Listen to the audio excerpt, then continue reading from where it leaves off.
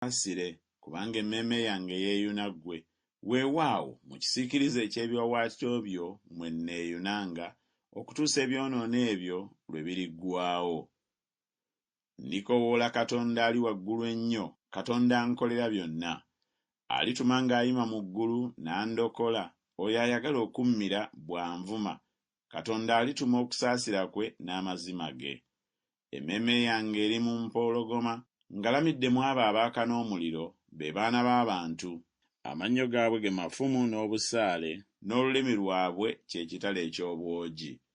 Bakugulumize, Ayi Katonda, okusinga eggulu, ekitiibwa kyo kibeere ku nsi zonna.